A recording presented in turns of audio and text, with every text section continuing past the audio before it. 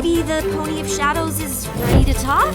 When I extinguish the light and hope of this miserable world. My little pony. Theme. Not to worry, every pony. We can just use the spell Starlight used on the Disintegrating Journal earlier this season, right?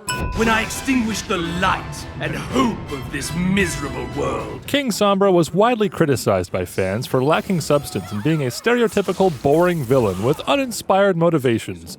After the Pony of Shadows, however, we are begging for his return to give us a villain with some much-needed motivation and depth. And you six will bow to me! You're going to have to be more specific, Mr. Pony of Shadows. There's 14 main characters here now. Try to keep up.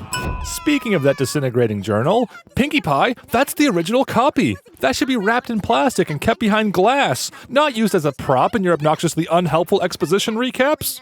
With so many main characters being featured in this two-parter, no single one of them really has a personality of their own beyond Grumpy Old Guy and Stumbling Fangirl. It's just the collective pillars and the collective main six taking turns talking at the audience. If it were realistic, these meetings would sound more like a crowded Discord call. Stop the Pony of Shadows twice as fast together. Oatmeal, are you crazy? Did you know he can do that? He's Star Swirl. He can do anything. Doesn't the show have enough characters that can do anything? Speaking of which, this is yet another world-ending conflict Discord is inconveniently absent from. Grown from the seed we planted over 1,000 years ago. For some reason, there's inconsistency about how long ago all this took place. Solving a thousands-year-old mystery, thousands-year-old prison. Star Swirl might have well have said over a day ago and still be just as accurate. But then again, how would he know how long it's been if time itself was frozen? Did every pony catch the pillars up during their awkward walk back to the castle together? You know an episode has too much exposition when we find ourselves expositing on the expository dialogue that fills the gaps between scenes full of exposition. Cutie marks are essential to representing who a pony is and the core plot of the show. Because of the importance of cutie marks, a lot of emphasis is put on their butts. This is normally handled quite tastefully and is rarely shoved in our faces. Except for now, in both ours and Pinkie's. Magic! Pinkie Pie channels her inner SpongeBob, but her eagerness puts her too close to the camera to make this a meme. Inhibiting the growth of a meme is truly a terrible sin.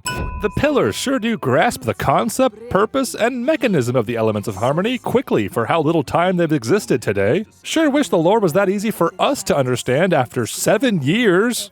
Twilight immediately assumes they need to sacrifice the elements of harmony as if there's no other possibility. Then they immediately assume the tree has to die. Then they immediately assume all of Equestria is at risk. It's just a cascading series of plot inconveniences presented in the most uninteresting way possible. The epitome of tell, don't show.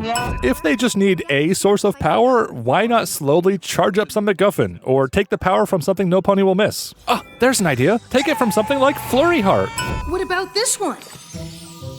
Sea pony etiquette isn't gonna help right now, Spike. Which is funnier, Spike giving Twilight a useless book, or Twilight herself judging a book by its cover? Don't judge a book by its cover. Now the elements of harmony will be lost to fix my mistake. One moment, Twilight is upset about potentially losing the elements. Even though we'll lose the elements, we'll have the ponies that created them. The next, she almost seems happy to.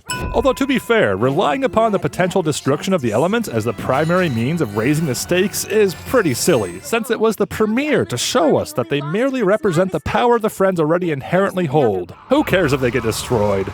Again. It may look like Spike is carrying this stack of 10 books, but really, he's only holding these 5 and the others are floating behind him. Twilight gets so excited that her leg falls off. I was thinking of another way that maybe doesn't involve banishing at all. For all Starlight knows, this is just another King Sombra, or some other heartless dark entity. Why is she acting like she already knows Stygian was wronged and can be saved? She doesn't even know his name yet. Unless Discord gave her a peek at the script to help things move along, of course. Maybe he's more involved than we give him credit for. Fun fact. Main characters are too important to use sidewalks. Hasbro would like to interrupt this scene to remind you that this is apple juice. Cider does not exist in this world, nor has it ever existed. So please, tell your parents to stop sending the angry letters. Our paper shredder keeps clogging and the glitter and glue on the fan art from 10-year-olds isn't helping either.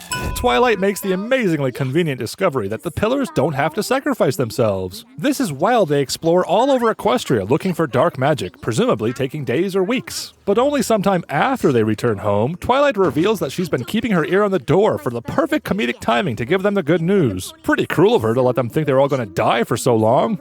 Also, why did they travel Equestria as one ridiculously large group when splitting up would have been 6 times faster? Unless Star Swirl had to be the one to scan for dark power or something. Either way, the others were just along for the ride on a bit of fun tourism before their not-so-inevitable death. This is hardly the time to take risks on half-baked spells. Twilight doesn't do anything halfway. Especially not magic.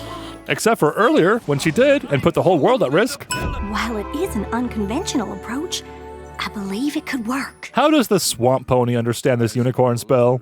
They are so incapable of moving the plot forward, the Tree of Harmony itself has to hold their hoof and give them an exact location to keep things moving along. Characters being just as helpless to progress the story as the audiences at home is truly one of the ultimate sins. As is repetition. They say you don't truly die until all memory of you is forgotten. Apparently, Golden Oak Library didn't truly die until just now, because it was at this point the episode forgot. The Hollow Shades. I think a branch of the Apple family lives there. The Hollow Shades was abandoned eons ago. Fun fact, Season 3 took place eons ago. I got RSVPs from Apples from Yonder Hill, Hollow Shades, so it's like a supervillain tracker. After exclusively leading them to friendship problems all this time, they conclude that it must be a supervillain tracker now, because friendship is for chumps. Do you think the map could be trying to tell us where the Pony of Shadows is? Do you think the magical map marker is actually the place we have to go? You mean that's not just a side quest? Starlight Glimmer, the master manipulator able to convince ponies to part with their kitty marks, isn't able to communicate a better solution here. After all, what could be better than giving up the elements of harmony if they're the one thing keeping Starlight from becoming an equal main character?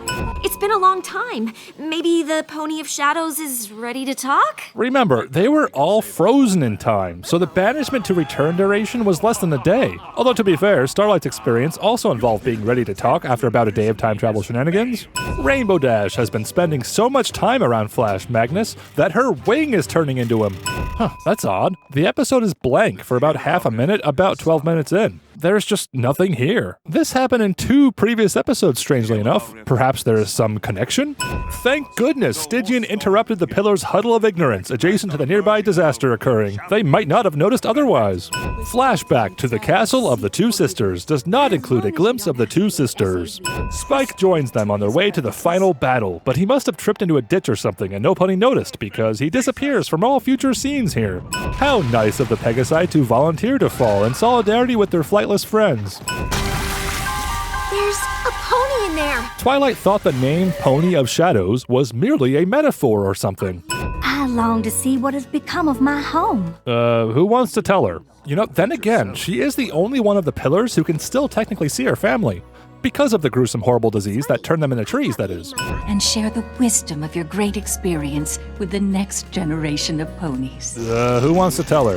The epic conclusion to the episode is Stygian deciding whether he wants to embrace friendship and give up his dark powers, or remain evil. But this decision doesn't come until he's already halfway into the banishment portal, meaning he doesn't have much of a choice at all, foregoing any semblance of character growth or agency. The friendship cult made this decision for him, and we have zero reason to think he's actually reformed. But even in my weakened state, she cannot stop the might of shadows. Know this, fiend! I'm going to kill you here and then kill myself.